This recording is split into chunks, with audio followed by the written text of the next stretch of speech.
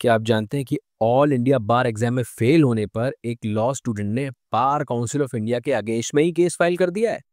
और वो क्यों? आइए जानते हैं इस वीडियो में। फ्रेंड्स, गुजरात हाई कोर्ट ने 17 जून 2025 को बार काउंसिल ऑफ इंडिया को नोटिस जारी कर दिया है, जिसका कारण है एक पिटिशनर जो first class LLM degree holder हैं, उन्हें ऑल इंडिया बार एग्जामिनेशन में फेल घोषित कर दिया गया है। ये वो एग्जाम है जो एडवोकेट बनने के लिए लॉ ग्रेजुएट्स के लिए मैंडेटरी है। अपनी फेल रिजल्ट आने पर पिटिशनर ने एग्जामिनेशन प्रोसेस में पारदर्शिता की कमी का आरोप लगाया है और रीचेकिंग के लिए अप्लाई करने के बाद भी सवाल उठाया है। फ्रेंड्स, एआईबी एग्जाम मैंडेटरी हो चुका है, जिस पर बार काउंसिल ऑफ इंडिया एक ऑफिशियल नोटिस भी जारी कर चुका है, जिसके संबंध में आपको एक डिटेल वीडियो आई बटन पे मिल जाएगा। और इसी वजह से state bar councils state bar roll से एडवोकेट्स की नेम्स रिमूव करने का काम कर रही है, जिसमें कि राजस्थान स्टेट बार काउंसिल ने तो अपनी कंसर्न डिस्ट्रिक्ट बार एसोसिएशन को सर्कुलर भी जारी कर दिया है, और इस पर भी आपको इस चैनल के डिस्क्रिप्शन में वीडियो मिल जाएगा, आप जाके उसे भी देख सकते हो। तो फ्रेंड्स, ये वीडियो आपको एंड तक देखना है, क्योंकि एआईबी एग्जाम के फॉर्मेट और पासिंग क्राइटेरिया से जुड़े बहुत सारे क्वेश्चंस के आंसर आपको इस वीडियो में मिलने वाले हैं। और हाँ, वीडियो को लाइक जरूर कर दीजिएगा और चैनल को सब्सक्राइब जरूर कर लीजिएगा। इसमें आगे बढ़ने से पहले हम एआईबी 18 और एआईबी 19 में नंबर ऑफ फेल कैंडिडेट्स के कंपैरिजन को समझते हैं, जिससे हमें और भी आसानी होगी इस मामले की गंभीरता को समझने में। तो अभी आप अपनी स्क्रीन पर देख सकते हैं, ये ऑफिशियल डेटा है जो शेयर किया गया है बार काउंसिल ऑफ इंडिया द्वारा, और ये शेयर किया गया आरटीआई क्वेरी की जवाब में, जिसमें आप देख सकते हैं कि ये एआईबी 19 एग्जाम का डेटा है, जिसमें करीब 52,000 अराउंड कैंडिडेट्स फेल हुए थे आउट ऑफ 2,36,000। ये आरटीआई क्वेरी फाइल की गई थी एडवोकेट बालचंदर रेड्डी द्वारा। इससे हमें ये पता लगा था कि इस तरीके से कितने across the country candidates fail हुए थे। अभी आप ये कंपेयर फिर करोगे एआईबी 18 से, तो आप देखोगे कि वहाँ तो और भी ज़्यादा ख़राब सिचुएशन है, जिसमें अराउंड 74,000 कैंडिडेट्स फेल हुए थे आउट ऑफ 1,44,000 जो अपीयर हुए थे। और ये आरटीआई क्वेरी फाइल की गई थी एडवोकेट शिबू बाबू के माध्यम से। आगे बढ़ते हैं, तो सही जानकारी और प्रिपरेशन से इजीली आप इस एग्ज़ाम को क्लियर कर सकते हैं, जिसमें से इस एग्ज़ाम का फॉर्मेट और इसका पासिंग क्राइटेरिया हमें क्लियर होना चाहिए।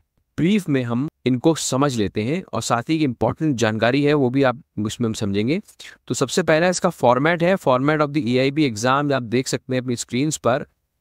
इसका मोड जो है ऑफलाइन है, ये ऑफलाइन देना होता है विद पेन एंड पेपर, और इसका ड्यूरेशन जो होता है 3.5 घंटे का, 3 घंटे 30 मिनट का। और इसके टाइप होते हैं 100 क्वेश्चन होते हैं, मल्टीपल चॉइस क्वेश्चन। ठीक है, इसमें कोई नेगेटिव मार्किंग नहीं होती। और ये एक ओपन बुक एग्जाम है, तो आप अपने साथ एग्जाम सेंटर में बेयर एक्स ले जा सकते हैं। दूसरा, इस एग्जाम का पासिंग क्राइटेरिया जो कि बहुत इंपॉर्टेंट है। तो पासिंग मार्क्स जो इस एआईबी एग्जाम में है 45% for general and OBC candidates और 40% for SC ST candidates. But AIB 19 में ये 42 फॉर जनरल और 37 फॉर एससी एसटी के लिए हो गया था। तो अभी हम आगे इसको समझेंगे ऐसा क्यों हुआ था। आप बने रहिए इस वीडियो में। सबसे ज़रूरी पॉइंट है रिजल्ट के बाद रीचेकिंग प्रोसेस। तो रिजल्ट आने के बाद जो भी कैंडिडेट्स अपने पर्टिकुलर रिजल्ट से सेटिस्फाइड नहीं है, वो अपने ओएमआर शीट की रीचेकिंग करा सकते हैं, वेरीफाई करने के लिए कि उनका रिजल्ट सही डिक्लेयर हुआ है या नहीं। सो अब रीचेकिंग के लिए फॉर्म फिल करना पड़ता है, जैसे अभी आप देख रहे हो। रिजल्ट के बाद एक दी गई डेट से पहले साथ में आपको एक रीचेकिंग फीस जमा करनी होती है, छोटी सी। और ये करने के बाद कैंडिडेट्स को कुछ टाइम में अपडेटेड रीचेकिंग रिजल्ट्स जो है रजिस्टर्ड ईमेल आईडीज पे भेज दिए जाते हैं। तो फ्रेंड्स, ये समझ लिया है आप लोगों ने इस एग्जाम के फॉर्मेट को, पासिंग क्राइटेरिया को, रीचेकिंग प्रोसेस को। तो अब हम आते हैं इस पिटीशन पे जो फाइल की गई है गुजरात हाई कोर्ट में, जहां पर एआईबी एग्जाम रिजल्ट्स की पारदर्शिता के ऊपर प्रश्न उठाए गए हैं। बार काउंसिल ऑफ इंडिया द्वारा कंडक्टेड ऑल इंडिया बार एग्जामिनेशन एक ओपन बुक एग्जाम है, जो इंडियन कोर्ट्स में प्रैक्टिस करने के लिए इच्छुक लॉ ग्रेजुएट्स के लिए मैंडेटरी है। अब ये कैंडिडेट्स के लीगल नॉलेज का असेसमेंट करने और लीगल प्रोफेशन में प्रवेश के लिए मिनिमम कॉम्पिटेंसी का स्टैंडर्ड निर्धारित करने के लिए डिजाइन किया गया है। साथ ही कैंडिडेट्स के एनालिटिकल स्किल्स का इवैल्यूएशन भी करता है। तो ये स्पेशल सिविल एप्लीकेशन के रूप में पिटिशनर उर्वी आचार्य द्वारा फाइल की गई है, जिनके पास क्रिमिनल लॉ में एलएलएम की डिग्री है। अब उर्वी ने दिसंबर 2024 में एआईबी एग्जाम दिया, लेकिन वो एग्जाम पास नहीं कर पाई, जिसके चलते इन्होंने रिजल्ट की रीचेकिंग और रीवैल्यूएशन के लिए अप्लाई किया, बार काउंसिल ऑफ इंडिया में प्रपोजल डाला, लेकिन उसके बावजूद दोबारा से इनका रिजल्ट फेल कंफर्म किया गया। अब पिटिशनर इससे आहत होकर गुजरात हाईकोर्ट आती हैं, जहां पे पिटिशनर को रिप्रेजेंट करते हुए एडवोकेट प्रतीक जसानी ने कोर्ट को बताया है कि एग्जाम के बाद 100 मल्टीपल चॉइस क्वेश्चंस में से 7 को ऑफिशियली वापस ले लिया गया था, जिससे टोटल स्कोर 93 हो जाने चाहिए थे और जनरल ओबीसी के लिए पासिंग मार्क्स 45 में से 42 और एससी एसटी के लिए 40 में से 37 कर दिए जाने चाहिए थे।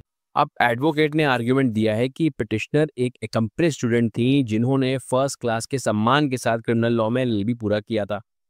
अब उन्होंने कहा है कि क्योंकि पिटिशनर सभी 100 क्वेश्चंस को अटेम्प्ट की करके आई हैं और 7 विड्रॉ कर लिए गए थे, इसलिए उन्हें ग्रेस मार्क्स मिलने चाहिए थे, लेकिन अथॉरिटीज द्वारा ये कभी क्लैरिफाई नहीं किया गया। अब हाईकोर्ट ने उठाए गए मुद्दों पर संज्ञान लेते हुए बार काउंसिल ऑफ इंडिया से जवाब मांगा है। ऑल इंडिया बार एग्जामिनेशन के इवैल्यूएशन में पारदर्शिता की कमी, ग्रेडिंग प्रोसेस, रिजल्ट्स की रीचेकिंग और विड्रॉ किए गए क्वेश्चंस पर अब मामला आगे लंबित है 8 जुलाई तक, और ये देखना इंपॉर्टेंट होगा यहाँ से कि बार काउंसिल ऑफ इंडिया का क्या स्टैंड होगा इस पर। एक अच्छा मुद्दा रहेगा जिस पर बार काउंसिल ऑफ इंडिया का जवाब सुनने लायक होगा और आगे शायद इस एग्जाम में और ट्रांसपेरेंसी हमें देखने को मिले। तो आपको भी अगर ये वीडियो वैल्यूएबल लगा हो फ्रेंड्स, तो वीडियो को लाइक ज़रूर करिए और चैनल को सब्सक्राइब ज़रूर कर लीजिए ऐसे ही अपडेट्स के लिए। और आप अपने ओपिनियन को भी शेयर कर सकते हैं कमेंट सेक्शन में कि क्या ये ऑल इंडिया बार एग्जामिनेशन में बार काउंसिल ऑफ इंडिया को और ट्रांसपेरेंसी और क्लैरिटी देनी चाहिए या नहीं। अपने फ्रेंड्स के साथ भी इसे शेयर कीजिए और मिलते हैं नेक्स्ट वीडियो में। And till then take care.